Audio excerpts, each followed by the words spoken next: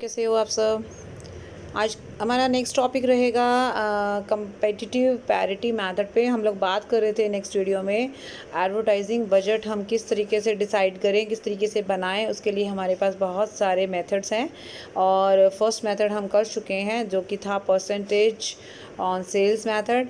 लेकिन second method की अगर हम बात करेंगे that is competitive parity method, यानी कि हम कंपटीशन को बेस मानकर और कॉम्पिटिटर के बेस पर, यानी कि कॉम्पिटिटर किस तरीके से बजट बना रहा है और कितना बजट मेंटेन कर रहा है, अगर हम भी उससे मिलता जुलता ही बजट तैयार करते हैं या बनाते हैं या उतनी ही राशि हम एलोकेट करते हैं तो उस तरीके से हम कंपटीशन को फेस कर सकते हैं, ऐसा मानना है इस मेथड में। ठीक है, तो ऑब्वियसली ये एक थोड़ी सी ट्रेडिशनल टाइप की टेक्निक है जिसमें हम ऑलमोस्ट वही अमाउंट डिसाइड करते हैं एडवर्टाइजिंग पे खर्च करने के लिए या बजट बनाते हैं जितना हमारा प्रतियोगी है, यानी जो हमारा कॉम्पिटिटर करता है उसी तरीके से। तो बहुत सारी चीज़ें हम कह सकते हैं कि हाँ रैशनल भी हैं, जैसे कंपटीशन के हिसाब से अगर आपको चलना है, अगर आपको फेस करना है, आपको सर्वाइव करना है तो आपको कॉम्पिटिटर को ध्यान में रखना होगा। तो कॉम्पिटिटर जो अमाउंट खर्च करे या तो उसके बराबर, या वो सेल का जो परसेंटेज खर्च करे उसके बराबर, या इस पूरी इंडस्ट्री में जो भी एवरेज बजट, एवरेज जो अमाउंट डिसाइड किया जाता है उसके अकॉर्डिंगली ही आप अपना वही परसेंटेज डिसाइड कर लें बजट के लिए। तो ये एक तरीका है बजट बनाने का, एडवर्टाइजिंग के बजट बनाने का according to competitive parity method, यानी कि प्रतिस्पर्धा समता। मतलब आप कंपटीशन को के इक्वल होकर चल रहे हैं, आप उसके साथ एक जैसी उसी तरीके से पैरेलल चल रहे हैं। ठीक है, अब इसमें कुछ फ़ायदे भी हमें देखने को मिलते हैं, जैसे हम ऑब्वियसली कंपटीशन के लेवल को ध्यान में रखकर जितना कॉम्पिटिटर ने बजट मेंटेन किया है उतना हम करेंगे तो हमें लगता है कि हम उसको अच्छे से फेस कर पाएंगे। दूसरी बात जो है एक्सेसिव और लेस बजट की बात हम करें तो एक्सेसिव में मतलब अगर हम अपने किसी और तरीके से या जैसे परसेंटेज टू सेल्स मेथड बनाते हैं तो हमें ऐसा लगता है कि हम हो सकता है उतना अमाउंट जो जस्टिफाई करता है वो शायद हम ना बना पाए। हम ज़रूरत से ज़्यादा या तो बजट पे एलोकेट कर देंगे या ज़रूरत से कम, अगर कंपटीशन को देखकर नहीं करते तो ऐसी प्रॉब्लम आने की संभावना है। ओके, तो ये एक तरीके से प्रॉब्लम आ सकती है। फिर उसके बाद लॉजिकल भी है, क्योंकि डेफिनेटली अगर आपको मार्केट में रहना है, आपको सरवाइव करना है तो आप कंपटीशन को अवॉइड तो किसी भी हालत में नहीं कर सकते, इसमें तो कोई डाउट नहीं है। तो क्यों ना हम अपनी उन कॉम्पिटिटर्स से ही कुछ लेसन ले लें, उनसे ही कुछ सीख लें, या उनके नक्शे कदम पे चलते हुए हम भी कुछ वही स्ट्रैटेजीज़ अपनाएं जो वो अपना रहे हैं। तो ऑब्वियसली बजट के मामले में अगर हम उनको फॉलो करते हैं तो लॉजिकल हम इसको कह सकते हैं। लेकिन obviously there are some demerits also, जैसे रॉन्ग एजम्पशन है। रॉन्ग एजम्पशन कैसे है? बस ज़रूरी नहीं है ना कि हमारे कॉम्पिटिटर ने जो बजट एलोकेट किया है वो सही कैलकुलेट किया है, राइट, या फिर उसने किस चीज़ को आधार मानकर बजट बनाया है, उसकी संस्था छोटी है बड़ी है, उसका बिज़नेस बड़ा है छोटा है, उसने बहुत सारे दूसरे फैक्टर्स को ध्यान में रखा है या नहीं रखा है, वी डोंट नो ना। तो मे बी जो एजम्पशन मान लो उसने ली हैं हो सकता है वो रॉन्ग हो। इसीलिए ज़रूरी है कि हम उस चीज़ को अगर अवॉइड करते हैं तो वो जो है सेट हो सकता है। ठीक है, तो कहने का मतलब हमारा ये है कि कई बार ब्लाइंडली किसी कॉम्पिटिटर को फॉलो करना हमारे लिए हार्मफुल साबित हो सकता है। ठीक है, नेक्स्ट जो हमारा डीमेरिट हो सकता है that is non availability of information, यानी कि इंफॉर्मेशन अभी हमारा राइवल, हमारा कॉम्पिटिटर जो बजट बना रहा है, जितना बजट पे उसने एलोकेट किया है उसकी इन्फॉर्मेशन आप कैसे कलेक्ट करेंगे? मे बी वो इन्फॉर्मेशन आप सही ढंग से कलेक्ट ना कर पाएँ। ठीक है, सही सूचना इतना आसान नहीं है प्रतियोगिता में लेना, प्रतियोगी की, कॉम्पिटिटर की। तो may be it's not an easy task कि आप वो सारी इन्फॉर्मेशन कलेक्ट कर पाएंगे जिस बेस पे उसने बजट डिसाइड किया है। ठीक है। इसके अलावा डिफरेंट प्रमोशनल नीड्स, कई बार क्या होता है कि सभी ऑर्गेनाइजेशन का, सभी अलग अलग जो मैन्युफैक्चरर हैं या प्रोड्यूसर हैं, उनका जो लेवल हो सकता है कंपटीशन का वो अलग अलग हो सकता है कोई इंस्टीट्यूशन, कोई संस्था नहीं आई है मार्केट में, कोई प्रोडक्ट पहली बार लॉन्च हुआ है, कोई प्रोडक्ट बहुत पहले से है। अब आप अपना कंपटीशन उनके साथ कैसे करेंगे? ठीक है, आपका कंपटीशन डेफिनेटली है तो उनके साथ ही, लेकिन वो अपने एडवर्टाइजिंग पे जो खर्च कर रहे हैं वो अकॉर्डिंगली, सिचुएशन के अकॉर्डिंगली कर रहे हैं ना। उनका प्रोडक्ट तो ऑलरेडी इस्टेब्लिश है, आपका प्रोडक्ट नया है, तो आपका और उनका मेल तो किसी भी हालत में अभी तो खैर हो नहीं सकता, राइट। तो उस बेस पे अगर आप ये सोच रहे हैं कि एक ऑलरेडी एस्टेब्लिश्ड प्रोडक्ट के विज्ञापन का और एडवर्टीज़मेंट का अगर कंपटीशन या कंपैरिजन कर रहे हैं आप एक न्यूली एंटर्ड प्रोडक्ट के साथ, तो that is very awkward situation, right. So ये चीज़ें भी ध्यान में रखनी चाहिए। And the next one is ignores other important factors. बहुत सारे फैक्टर्स होते हैं जो एडवर्टाइजिंग के को प्रभावित करते हैं, जो आपकी प्रोडक्ट की सेल को अफेक्ट करते हैं, जो आपके एडवर्टाइजिंग बजट को भी अफेक्ट करते हैं। अभी मे भी आप जिस कॉम्पिटिटर की बात करते हैं उसके रिसोर्सेज आपसे बहुत ज़्यादा हो सकते हैं या कम हो सकते हैं। हो सकता है उसका प्रोडक्ट उसके जो क्षमताएँ हैं, उसके जो रिसोर्सेज हैं, है ना, और उसका जो पास्ट रिकॉर्ड है वो आपसे ज़्यादा अच्छा हो सकता है या बुरा भी हो सकता है, राइट। तो बहुत सारे फैक्टर्स होते हैं जो हमारे बजट को अफेक्ट करते हैं, तो वो सारे फैक्टर्स को भी हमें ध्यान में रखना चाहिए, राइट। तो ये मेथड हो गया कि जिसमें हमने कंपटीशन को आधार मानकर अपना बजट डिसाइड किया है। Now next point is objective and task method. Objective और टास्क मेथड नाम से क्लियर हो रहा है कि मेरा क्या ऑब्जेक्टिव है, एडवर्टाइजमेंट में हम क्यों कर रहे हैं, हम संस्था को कहाँ पे किस लेवल पे लेके जाना चाहते हैं, आज हमारी संस्था कहाँ खड़ी है, और हमारा क्या टारगेट है। जो हमारा टारगेट है उसके अकॉर्डिंगली हम अपना बजट बनाएंगे। That is objective and task method, ठीक है। तो यानी कि आपका जो भी उद्देश्य है, अब हमारा उद्देश्य एक नए प्रोडक्ट को एंटर करवाना हो सकता है, हमारा उद्देश्य ऑलरेडी एंटर्ड प्रोडक्ट को इमेज दिलाना हो सकता है, उसकी अच्छी गुडविल बनाना हो सकता है, अपने कस्टमर्स को अपने साथ जोड़े रखना हो सकता है, हमारा टारगेट किसी नई मार्केट में एंटर करना हो सकता है। तो डिपेंड करता है कि आपका टारगेट क्या है। जैसा आपका टारगेट होगा वैसी ही एडवर्टाइजिंग एक्टिविटीज़ होंगी और उसी के अकॉर्डिंगली फिर क्या होगा, हम बजट एलोकेट करेंगे। तो सबसे पहला हमारा काम फिर क्या हो गया, हमारा काम ये हो गया कि हम ये देखेंगे कि what are our main advertising objectives, ठीक है। एडवर्टाइजिंग ऑब्जेक्टिव्स का पता लगते ही फिर हमको देखना है कि उस ऑब्जेक्टिव को पूरा करने के लिए what kind of activities we are going to perform, ठीक है। किस तरह का मीडिया का सिलेक्शन करना है, क्या एडवर्टाइजिंग कॉपी होगी, किस तरीके की एजेंसी होगी, कितने लोगों को काम पे लगाया जाएगा, इस तरीके की जो चीज़ें हैं वो हमें ध्यान में रखनी है। तो फिर हम देखेंगे कि हमारे टास्क क्या क्या हैं। टास्क डिसाइड हो गया और उसके बाद फिर आपको क्या देखना है, एस्टिमेट करना है आपको कॉस्ट को।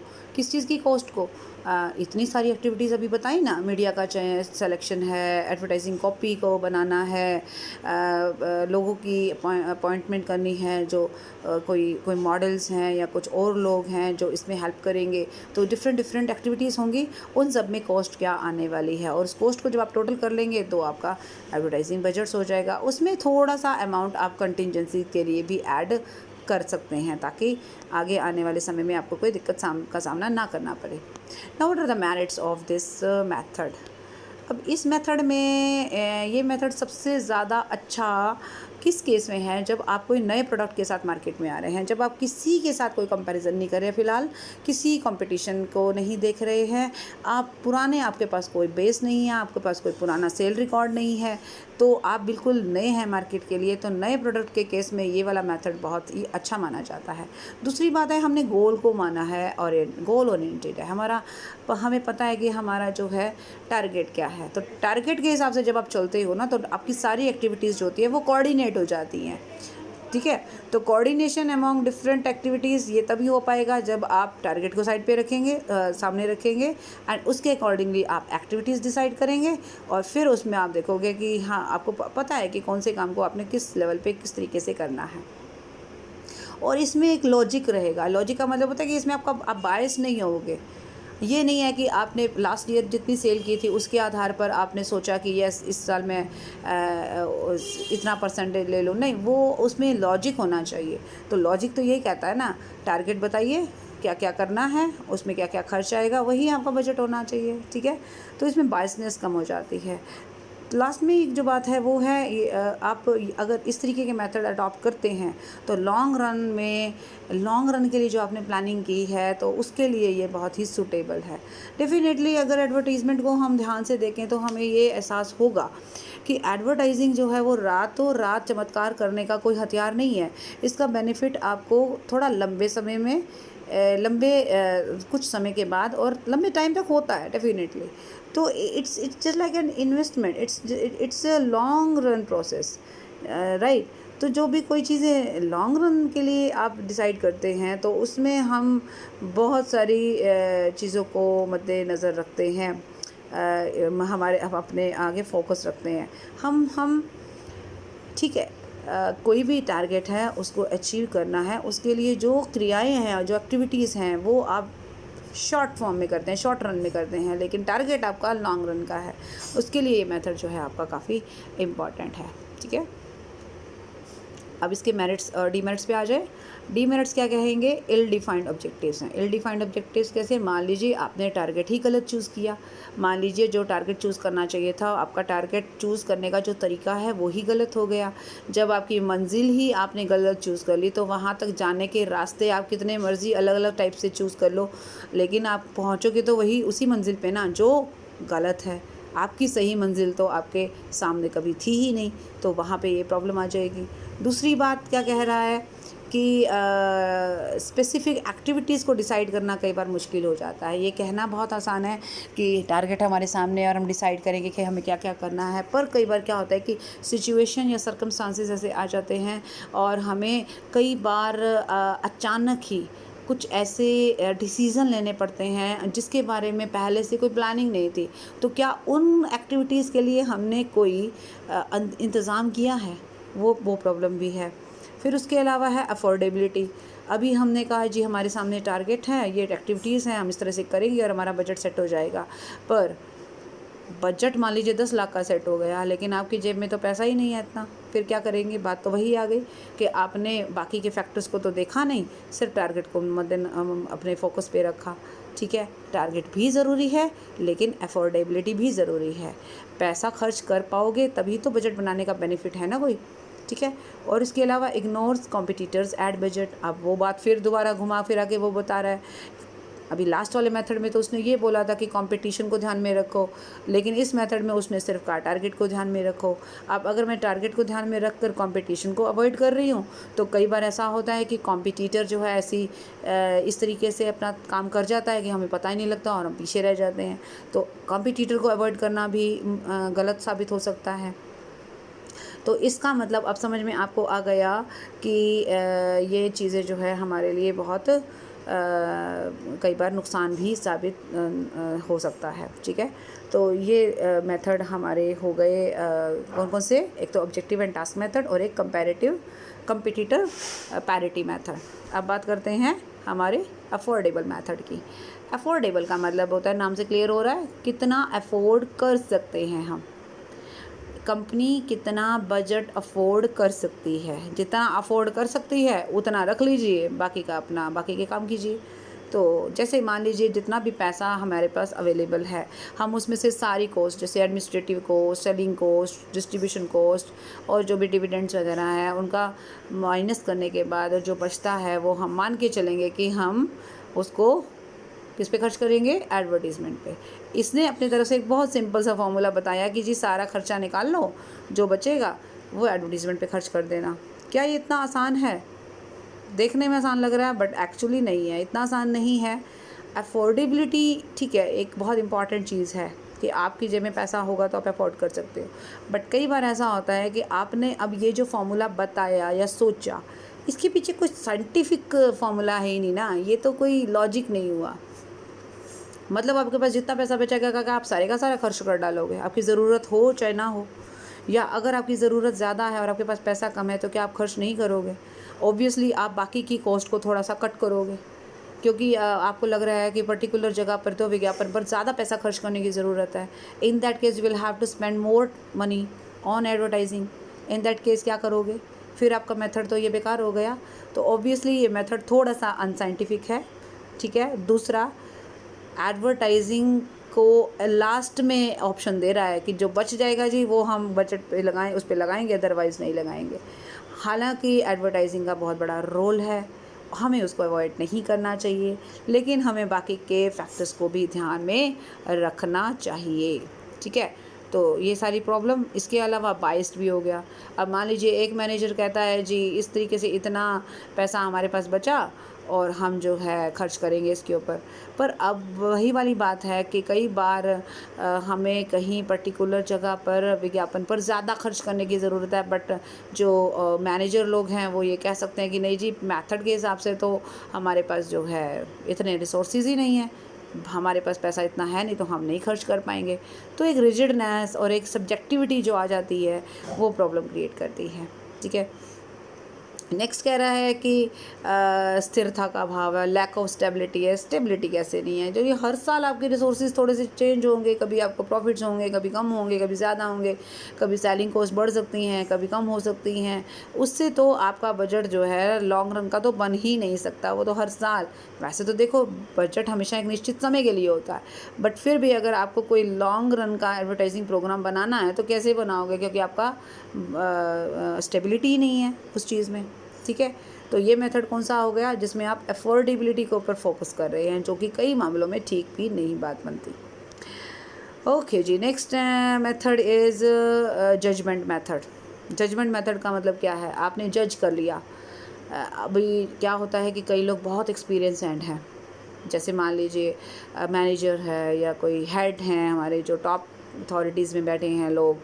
क्लरिकल नेचर का वर्क तो नहीं है ये, इसमें बहुत सारे रैशनल डिसीज़न लेने पड़ते हैं। तो आपने अगर कई सालों से काम किया है इस फील्ड में और आपको एक्सपीरियंस है कि किस सिचुएशन में क्या किया जा सकता है, किस पर कितना खर्च होना चाहिए, तो वो आपके एक्सपीरियंस से जब हम ये सोचते हैं कि यस, जज कर लिया कि हाँ यहाँ पे एडवर्टीज़मेंट पे इस साल हम इतना खर्च कर सकते हैं या करना चाहिए, तो अपनी जजमेंट के बेस पे अगर कोई डिसीज़न ले लिया जाए इस तरीके से और एक सोच लिया जाए कि हाँ इतना अमाउंट हमने इस पर लगाना है, दैट इज़ जजमेंट मेथड। अब देखने में बड़ा सिंपल है और क्या है, बहुत सारी चीज़ों को डेफिनेटली जब एक एक्सपीरियंस एंड बंदा बात कर रहा है तो ओबियसली बहुत सारी चीज़ों को वो माइंड में रख के चलेगा, ऐसे नहीं होगा, ठीक है। तो वो मार्केट को भी देखेगा, कंपटीशन को भी देखेगा, अफोर्डेबिलिटी को भी देखेगा, अपने रिसोर्सेज को भी देखेगा, अपने टारगेट को भी देखेगा, है कि नहीं बात। पर डेफिनेटली हर सिक्के के दो पहलू हैं, तो यहाँ पे भी डिमेरिट्स हैं। क्या डिमेरिट्स हैं, एक तो बाइस्ड है। अब एक पर्सन जो है कहता है जी 10 लाख खर्च करने चाहिए, दूसरा जो मैनेजर है वो कह रहा है जी नहीं ये तो ज़्यादा हो गया, हमें थोड़ा सा इसको कट कर देना चाहिए। सब्जेक्टिविटी आ जाती है आपकी अप्रोच में, आप जो बात कर रहे हैं वो डिसीज़न जो है आप नहीं ले पाते प्रॉपर, क्योंकि वो साइंटिफिक नहीं है, ठीक है।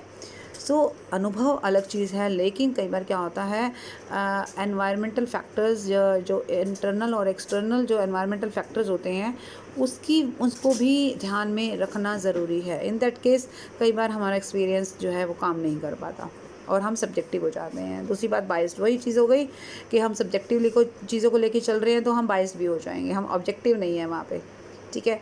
तो अगर हमारे जो डिसीज़न मेकर्स हैं अगर वो थोड़ा सा भी बाइस्ड हो गए तो उससे क्या होगा कि जो डिसीज़न लेंगे वो कहीं ना कहीं से वन साइडेड डिसीज़न हो जाएगा, and that may be harmful for the achievement of advertising objectives. तो अनुभव एंड योग्यता डेफिनेटली ज़रूरी है, और उसकी वजह से हमारे जो ऑब्जेक्टिव्स हैं डेफिनेटली उसको हेल्प मिलती है उसको अचीव करने में। लेकिन बहुत सारी चीज़ों में हमें प्रैक्टिकल भी होके सोचना ज़रूरी है, ठीक है। तो आज इस एपिसोड को हम यहीं ख़त्म करते हैं, इस वीडियो को, और बाकी के जो भी मेथड्स बच गए हैं वो हम नेक्स्ट वीडियो में डिस्कस करेंगे। आई होप आपको सारे मेथड्स अब तक के समझ में आ गए होंगे। Thank you so much, bye bye, take care.